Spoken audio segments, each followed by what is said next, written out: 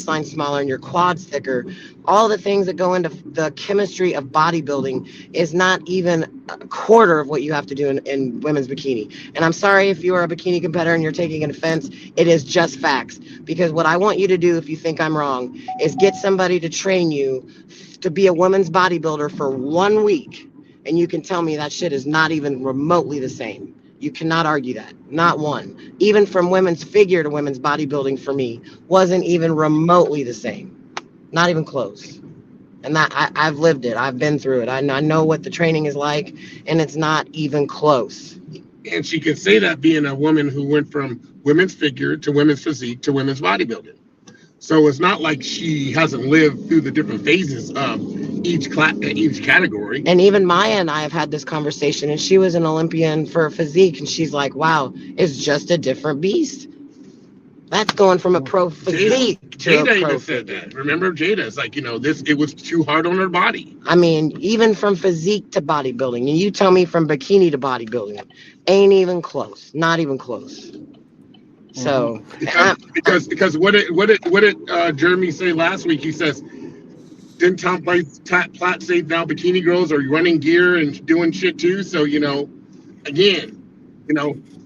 at the exact same time, I look at it as when I'm looking at these shows, I look at it from the standpoint of the IFBB and the NPC are very smart.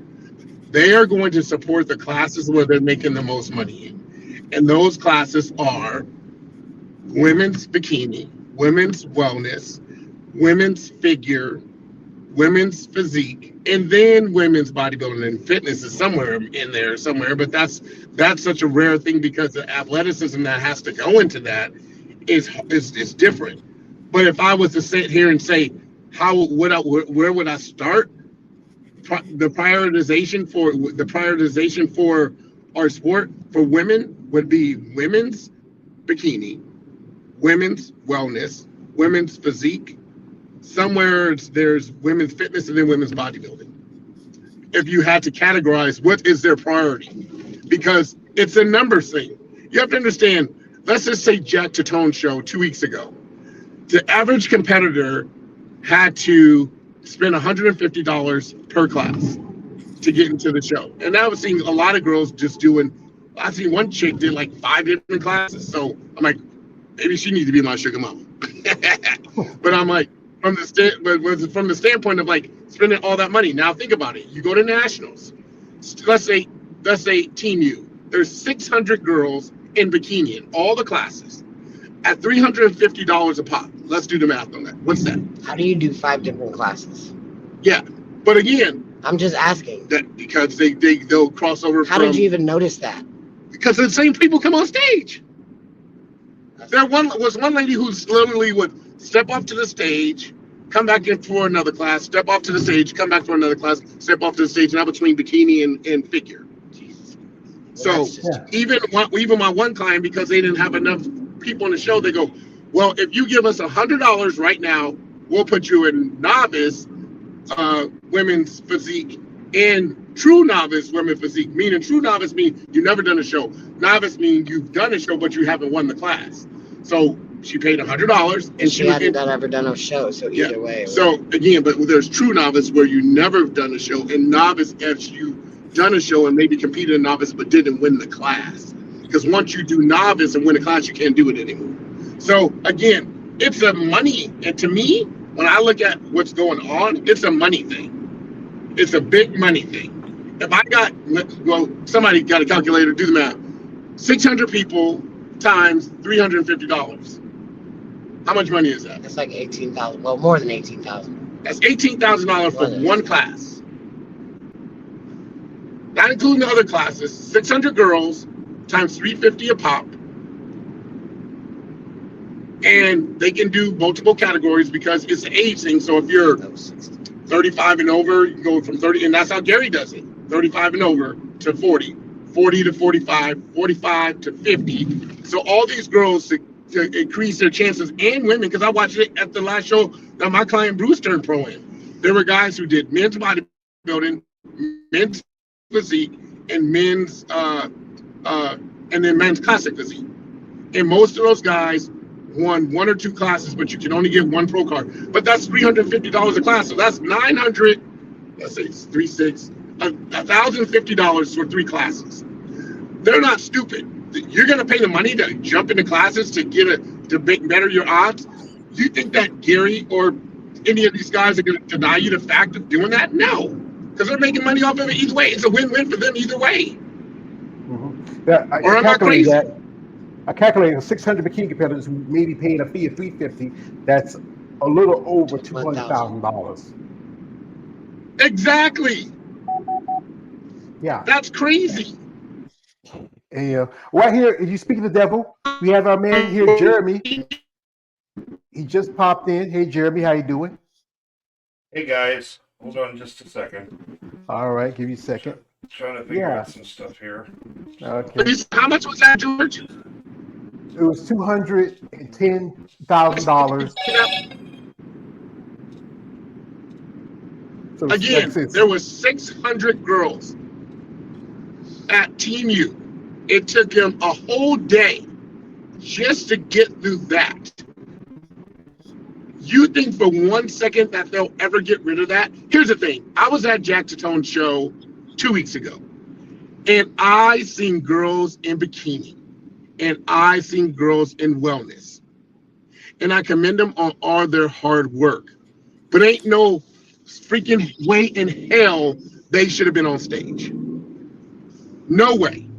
Jiggly, dimples, fat. But again, would they ever think in their right mind to do women's physique or women's bodybuilding? No, they wouldn't, because they know that what they look like is not a standard.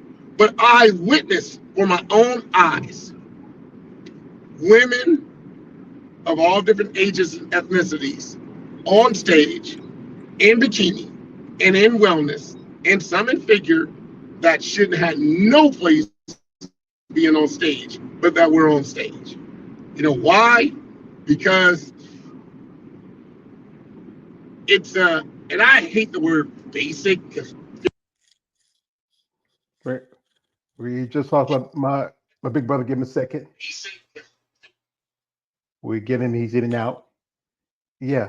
Like I said, like he said, it's just you're doing that because it's a money thing. And I just feel like I just need to vent. That's why I'm doing this. It's a vent.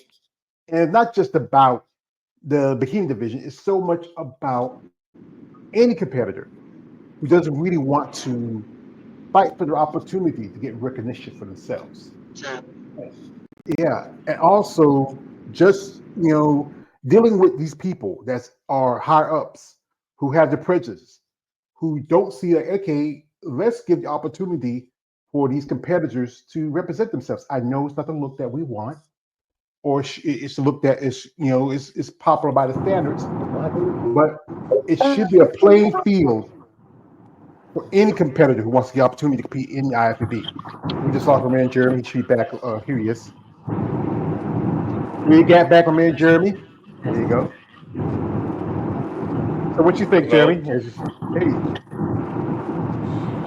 Wait a minute. Here he goes. Hey, Jeremy. Hey, can you hear me, guys? Can you hear me Yep. okay? Okay. Yeah. Well, I just had to switch to my cell phone, so That's all right. dealing with car trouble. So now, what's been the topic so far? Well, we're just basically venting here. Me, I feel like, what am I doing as a content maker that's really making a difference? Where I'm seeing, women's bodybuilding getting bypassed. Where I'm seeing other divisions getting more of a foot up, while women's bodybuilding getting a kick in the face or a foot in the ass. And I just feel like, why am I doing this? Is this a purpose anymore? Or should I just, just clean my hands of it and move on? All right, hold on, just 1 second. I need to switch something real quick. Okay, quick. Folks, give him Jeremy a minute. He'll be back. And like one thing is, bikini came in as, this was the idea originally of bikini. This was it. This is what it's supposed to look like. But now, you look at it now, it's totally different. Some of these women look like how when bodybuilding first started. But yet, no one really realized that all you athletes, be you bikini, be you wellness, be fitness, be physique, uh, be bodybuilding, you're evolving. And that's the thing is, they have to accept the evolution of the athlete over time. If you're getting bikini girls who arms about as big, if not just as big as some women in physique and figure, and then they want to keep saying, I want to stay in bikini because I feel more feminine. I don't want to go up because I don't want to feel like, but look at your body. You're evolving, you're changing. Why stick in someplace where you don't really belong anymore? We got Jeremy back here, so, Yeah, but it's just that they want to stay in the division that they want to. I mean, it's how many times have I heard now that there are women who will change their training regimens just to stay in the division that they want to. I mean, who was it that who was there talked to recently? It's like, yeah, it was Tracy, I think, Tracy Jones. She was saying that she doesn't want to move up to bodybuilding. She said she will change her training regimen just to stay in women's physique because she doesn't want to go outside of that. So, yeah, it's like saying, yeah, gee, that's a good plan, but then how long can she keep it up? Like I said, one thing, she's much older. You know how some of these ladies, their body changes. You get that muscle maturity. And then if you have to look that looks more like towards men's bodybuilding, you might can pull it back a little bit. Keith said that's what Julia McCartney had to do, because she was getting to the point where she had to pull it back because she was getting bigger. And yeah, Sarge. Who got a comment? My man, Raheem says, what shows bring in the most ticket sales? And I think one I always say is the Olympia. Amateur shows. Amateur shows? Oh. Amateur shows bring in the most money. Amateur shows is what that's why you see so many pro-am shows these days, because that's the go-to. Here's the thing. People love, like, the Olympia is, Arnold, or special deals. But if you notice all these shows, whether it's the Tampa, the Chicago, any of these pro shows are pro-am, because they know their ticket, their money, and their breadwinners are the amateur athletes. It is not the pros. And that's a fucking fact. If it's outside the Olympia and outside the Arnold, which, guess what? They have the Arnold Amateur. Guess what? They have the Olympia Amateur now. Everything's a pro-am for a reason, because they understand there's more amateurs out there than pros that can bring in money and gotta pay $350, or let's say $150, but $350 to enter a show. If you're a smart businessman, of course you're going to put on a pro-am, because you're spending less money out of your pocket to pay the pros, because now with all those amateurs that are doing the show, you can subsidize some of the money, some of your earnings from the amateur show, which is a lot, because these amateur athletes, from the Arnold Amateur to the Olympia Amateur, come from all over the country like the pros do, but more, just to say they were a part of the Olympia in some aspect or another, right? So if you're going to do that, all these shows, you think they started doing the Arnold Amateur for no reason? Did you think they started doing the Olympia Amateur for no reason? They understood, besides Nationals, USA's, Junior USA's, and all these other shows, that they can make more money, and this is about numbers and money, by doing pro-ams versus doing pro shows. It's a fact. I'm at the shows. I see it. Mm-hmm. Go ahead. Yeah, we got a comment from a man, Lawrence Perkins. He says, good evening, fellas. Say thank you, Lawrence. And also, he agrees with you, Keith. He says, that's true. Without pro-ams, no offense, and all these pro shows can survive. Because now the promoters are having to pull money out of their... Well, they could survive, but they choose not to. They could survive, but they choose not to. But here's the thing. As a promoter, would you rather go into your honey jar where you got all this money from these amateurs to subsidize what you're having to pay these pros, or would you rather have to come out of your pocket to pay these pros? That's the question. Well, just because 2 plus try 2 is again, 4 the last time I checked. and that may be, but if you knew how to manage your money and you weren't such a selfish person, you could know how to manage it and still not have to come out of your pocket with all the money you make off the amateurs. Here's the thing. I'm just saying. Yeah, but I'm just saying. that's logic, but this is not logic. That's complete logic of what you're saying, but this is not logic. What I'm saying is we're in a very self-absorbed, greedy sport when it comes to the people who are putting on the shows to make money. Because if that was the case, Chris Mims wouldn't have looked at it and said, well, somebody wants to give me $20,000 to put on a women's bodybuilding show, I would do it. But nobody is, so he's not going to do it.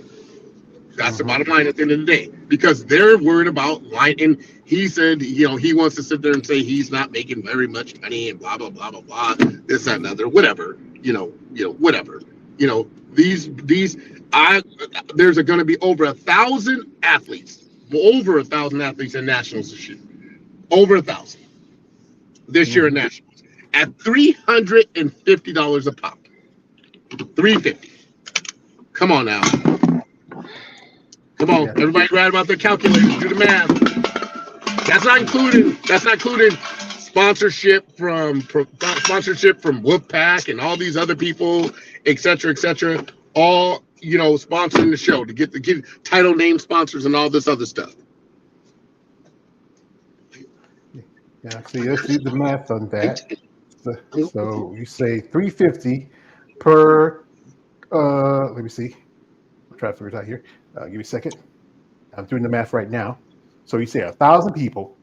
Yep. Times 350. That's the nationals because that's going to be the last pro qualifier for this year. Yep. That's at least $350,000. Yep. Yeah. Yeah. And you know what? And think about it this way, too. Here's the greatest thing. How many pro cards are going to be given out at that show? For one, a lot. Two, then you sit there and say, all these pro cards are going to be given out to these people, and then you still got to pay another $275 to get that pro card. Man, this is the best racket I've ever heard of. Shit. I don't know about you guys. Shit, I wish I would have thought of this shit. Here we got comments from Raheem says, if female bodybuilding shows do not bring in the most ticket sales sold out, then the managers will not put more money into it. That's the sad part about it. I mean, but the thing is, this is why I say guys out here who are out here who follow the sport, who are fans of the sport, get out of your your little shell and reach out to these promoters. And we complaining because, there's not enough shows, there's not enough this, there's not enough, because they need support. They need someone to fight for them. They can't, they should fight for themselves, but you know what? Sometimes I keep saying, why keep going through this over and over again? Why am I wasting my time? Yeah. That's all I'm saying. That's all I'm saying. I'm not trying to speak. It's a numbers thing. At this point in time, it's a numbers thing. It's a numbers thing for the IFBB and the NPC, from the standpoint of what's going to make us the most money as promoters and what is popular. And what is popular is those. I mean, think about it. If we really had to look at the statistics of like how many bodybuilders, like actual bodybuilders, men or women, do a national show versus bikini or figure or wellness, it's not even close. Not even close. Come on, guys. Yeah. Not even close. Team US example again. 600 women competed in bikini. 600. And you don't think I remember when I was in nationals and when I was an amateur, and bikini was around and figure was around, there were hundreds of girls doing those classes. But if you look at the bodybuilding numbers, even at the amateur level, there are not very many. That's why we see subpar girls. I don't even know when's the last time we've seen a true bodybuilding girl come out at the amateur level that it's like, very competitive right now. Because at the end of the day, all the very competitiveness of the sports or girls that's been in the women's bodybuilding amateur level at nationals or let's say USA's for women's bodybuilding, they're not very high numbers. and the quality of the athletes are never very, very high. Even Miss International, guys, think about it. When we watch Miss International bodybuilding, when's the last time we seen a truly quality woman's bodybuilder come out of Miss International? It's been I would say it's been a really long time. I would say that. We have here my man David Bryant from Female Bodybuilding Forum, and he's also content on women's bodybuilding, and he's do good works. Just saw a couple of his interviews last week. Shout out to David, Hey, and thank you. don't and this I want to talk to him. Don't you feel like you're frustrated when you're making this content? You feel like you're not really doing anything. You feel like you're just, it's so much that you just want to say, fuck it, done, did, tired of it, just forget about y'all. Yeah, I feel that way sometimes. I wish honestly, I kind of wish I could do this FBB forum full time, but it's just hard to juggle with the, regular job and stuff. But yeah, but I enjoy doing it. I do wish I had kind of a wider reach sometimes.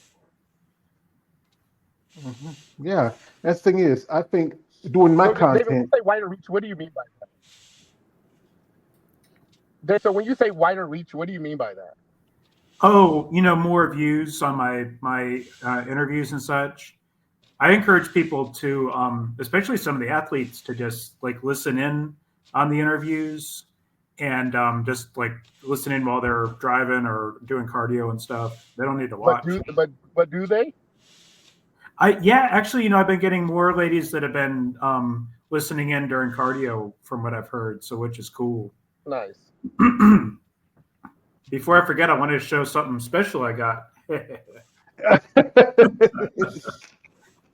Yeah, that is special. Nice. I don't have it signed though. Yeah, but like I said, it's still not as special as mine. Yeah, yours is pretty awesome. But You guys are funny. Oh wait, they both got yellow on, don't they? Yeah, and mine's that's signed. crazy. And mine's signed. Oh no, mine's not signed. I'm like, dang it. Yeah, but yeah, it's just. I think we want more out of this than we expect to get out of it, and that's the hard part about this. We come on here, and talk about bodybuilding, the women, the sport, and everything like that. We really want to hear from y'all ladies because this is about you. But I understand some of them are afraid to put stuff out there for a reason. But sometimes I feel like it's a little bit of cowardice. I maybe I'm being harsh, but this is your sport. And you should be able to fight for it, like anything you want. You like to compete, you love to compete, you want to be on the stage, you love the sport, you have passion for it. But at the same time, you're getting a foot in your ass, and really, it's sad that the higher ups don't seem to care. It depends on which higher up you're talking about, because You, I think Jake Wood has demonstrated that he does care. yeah. I mean, otherwise the Olympia flat out wouldn't exist anymore. He brought it back, and he saw fit to do that. So I think that's kind of incontrovertible that yes, he is invested in that. But you're right. I think with other higher ups in the federations, maybe that's the case that they don't want to see it anymore. So, but also as far as you just got to remember the things that we talk about here, 99% of the population of the planet has no idea about. Yeah. And so you can't expect to get 20,000 followers or something like this or all these massive views because bodybuilding is a niche community and the women's side of it is actually a niche within a niche community. So yeah, that's true. you can't expect to get all these views and such like that for something that is so minor. So I think you just have to approach it realistically in that way. Is that you're not going to get to be like some of these other people. We try to cover this. We try to give the women a platform and such like that. But They just have to be willing to do so. So when you said earlier about cowardice, maybe that's harsh, but maybe that's accurate too. Yeah. So because I about mean, women because about women about bodybuilders. about hiding, basically hiding in the gym instead of getting out in the street. So, and it's just you got it. They have to be willing to put themselves out there, and not just in the bodybuilding circles, but also in podcasts or such like that outside of bodybuilding. A great example of that would be Teresa Ivancic. She's been on several podcasts now I'm that outside. have nothing to do with bodybuilding, have I'm everything to outside. do with Come on. entrepreneurship. So Love you. Yeah, she, like and then also she's done live presentations at community colleges and such like that. So she's making it a point to try to be an ambassador out there. But it's like you look at some of the other women, it's like okay, but it's unless that type of ambassadorship continues and gets and increases, I don't see how anything is going to change. Yeah. So because We've talked about this for a long time. yeah, you have to bring in new fans. You have to bring in new blood, not just when it comes to competitors, but also in the fan base as well. That's got to Well, happen as well. Yeah. We I got think here. speaking from go ahead. We got here. KL, the water come through. Hey, what's going Tina. on? Yeah. What's up? Tina, what are you about to say? I think that coming from a pro bodybuilder myself, the reason why it is not something that we really want to do is because excuse my language, every fucking day I go outside, we're getting looked at, we're getting gawked at, we're getting stared at, we're getting comments. So to address a group of people that are already going to have a fucking opinion when I walk in the room about what I look like or what I do or do I run gear or is she a man or a woman? Is that a transgender? I think that we just get, in my aspect, in my eyes, I get so tired of it that the last thing I want to do is sit in front of a group of fucking people that are going to judge me. And I'm just being honest because I literally am dealing with a situation at my own gym where I finally got the balls to walk up to a girl and say, why don't any of you girls like me? There is not one female in that gym that cares for me. And you know what she said? We don't fucking like you. And so I said to her, I said, well, why don't you like me? She goes, you might be a nice person, but your appearance and your facade, we don't care for. Yeah, That's competition for us. and these are young 20-year-old girls, college What? girls. I'm the only pro other than one bikini girl, and I'm speaking of women, in the entire gym. I've been to world championships 4 times. And if we would have had an Olympia my first year, I would have qualified for that because I qualified for the Rising Phoenix. And yet you find me I'm old enough to be your mom. But because of my facade, because of the way I look. So I have, like I told you last podcast, I started wearing shirts. I started doing things differently. And the way the people treat me by doing that is a complete 180. Why is that? You I'm not shouldn't care what intimidating. You people. don't see my muscles. After a while, you shouldn't care about what people think about you. I mean, there's I people that understand that, actually. but you understand that I walk through every fucking door every day and I get judged. I wish I could wear a GoPro. I understand that you people can say that on the outside, but if you understood how many people actually judged me on a daily fucking basis, the gawking that I get, it just gets old. Can I ask I you don't something real quick? go Why ahead. why do you do what you do?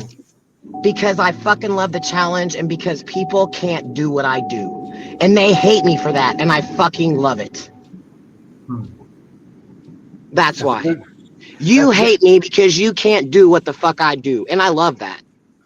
I think that's great.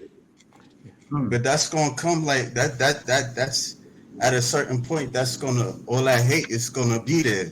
You know, there's people that's gonna like you. There's people that just gonna see you the way how you are. You know, like But the intimidating. percentages are so upside down, you have no idea. That's what I'm trying to get you to understand. It is so upside down. That's why these women bodybuilders, and I'm not speaking for them, I'm speaking for myself, stay so sheltered and do what we do and just keep it moving because we're not trying to hear any more negative bullshit. Yeah, I understand that. Yeah, because many times I've talked, me and Tina have talked quite often on this. Other ladies have talked about this, and sometimes it frustrates me, especially as a fan of y'all ladies, how people don't understand that you are an athlete. You work hard, you train hard, You do this because you have a passion for it. And you know, and sometimes there's also the flip side of it where we're out here want to give y'all opportunity, but then y'all don't want to take the opportunity. We offer it to you because you're either you might have an issue with You're it gonna because have you to feel eat after training 10 like minutes. people might feel like they want to shame you on who you are. And I just, it kind of just people need to understand these women have taken time out of their lives to do this sport. Some are risking so much and there's so little to get out of it.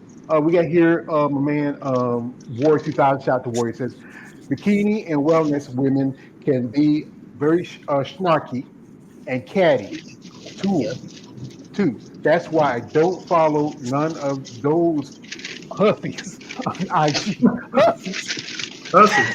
That's what my mama used to say. I haven't heard that word for years. I love it. My mama used to say that. Well, the old people used to say that. Hussies, like look at that hussy down the street. And he says on IG, they be talking smack about the women bodybuilders, yeah. And also he said this, I will always have love for the female bodybuilding athletes and the women's physique athletes because you represent strength and power, but also beauty too. Thank you, Warrior. He is a fan. Thank And you. That was awesome. Yeah, I yeah, appreciate that too. because we need people like Warrior. If, like I said, we need people like this who really care. I know they think that bodybuilding still is a niche sport. It still is outside of sport, and especially how long it's been around. It's been around for practically almost 80 years, and still, it's looked upon as a freak show. And the sad thing is, like other sports that are not really sports, like poker, cornhole, throwing darts. You can probably make a fortune on in those Pillow sports. fights. Hey, I just seen pillow fights on Yeah, TV. Rock yeah. skipping. Rock skipping. What Rock the hell? skipping was on. That was on ESPN. What? I saw I saw a tag on ESPN too, like the kids game tag. I thought that Yes. Yeah. What's the next? 1, 2, 3, red light. Yeah. Oh, I Uno. just saw the hobby horse championship. Shut the, No kid, That's no kidding, crazy. was That's no crazy. kidding. It's people like like, it's basically girls running around an obstacle course, and I think it's a hobby. I'm not sure if I'm using the right term for it, but I think it's basically running around with hobby horses, and it's like they're trying to do this. They're trying to do this like a pet show where they have to go through obstacles like that. I'm looking at this like what? Who came up with this? Yeah. I'm Seriously. looking at this. Who seriously comes up with this stuff? I Who also watches just saw it? And right. who watches yeah. it? Who watches it? There's clearly an audience for it because it was broadcast. Yeah. So otherwise they wouldn't have the money to even be able to do that. But wouldn't you So consider that a niche thing too? oh yeah, Yeah. very much. but That there's and like some like that and the Double Dutch Championships and the Yeah. all with the double other kind of dutch, stuff that you see. that I gotta get because you ever see some of those kids? They can I move. have. They got some They skill. they Yeah. do have some skill. They So got some Yeah. skill. They got some skill. They know how to move. I mean, I'm growing up around here, seeing it. Now it's actually getting popular enough where you can see it on television. Um, this is from my man Warrior. He says, "Well said, Warrior." This is from Lawrence says, "Well said, Warrior. Muscle in general helps to protect you on the way on your journey. The balance of your own bones in your body, and that's the thing is." you know, bodybuilding, especially that's one thing helps with your, with help. You need more Mhm. muscle. You just can't just keep doing cardio. You just lose the size. It's just I don't know. I feel like I said, it's never enough for anybody to get the same respect as you look at another division, and you Yeah. look at it, and get same recognition if you when you have promoters who want to put money behind, sponsors want to put behind, divisions like bikini or wellness, even figures getting that stink eye.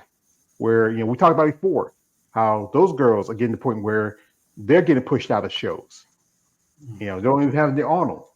But here is, I said again, the people who follow this sport who do have position, who has the that has, I won't say power, but do have position where they can maybe help more, promote more. Get from under your rock and just speak out. Don't be afraid of what people got to say. But I understand that you have an image you want to protect. At the same time, really we need more of y'all to speak up. One thing I was wondering about, what do y'all think about like the local news stories like of like Sherry Priami that came out? Yeah, I got that issue. I got that issue, Dave. Oh, you did too? Yeah, Yeah. I got. You know, Yeah, she had I a ain't look local, at it yet. I just browsed through the pictures, but I'll read it. I'll read it over time. it's a In great time. cover, but Yeah. she had a local news story last year and this year in Orlando area. And but I would love to see more stuff like that. You know what else I'd like to see is like back in the day, the talk shows, with like Sally Jesse Raphael and Yeah. Montel, they would feature bodybuilders too. But just getting the bodybuilders in front of more mainstream audience, like back in the day, would be helpful, I think, because it would promote the sport, a more mainstream crowd. But even in them days, I seen some of them, like them old clips, and some of the audience kind of would act up on them too. But they did get like a lot of exposure back in them days. But it was just, I think the reason why, because that stigma was there about them taking steroids. That's why we don't see it no more. So I just think, but they've still got airtime to fill. Like, why not bring in these unusual, kind of strange? They're kind of strange in a sense, but I mean, we love them, of course, but um, but kind of just expose people to the sport. That yeah, even like the old ESPN broadcasts. And I mentioned that on my podcast before. Like, why can't we get CBS Sports to show, if they could show CrossFit women, why not bodybuilding? I don't know. I'm surprised that we see less bodybuilding now on TV than back 20 or 30 years ago. I don't know. I don't get it. I think back then it was a little bit more open minded, a little bit, yeah, maybe. But now I think because there's certain things in play now that it's a pushback.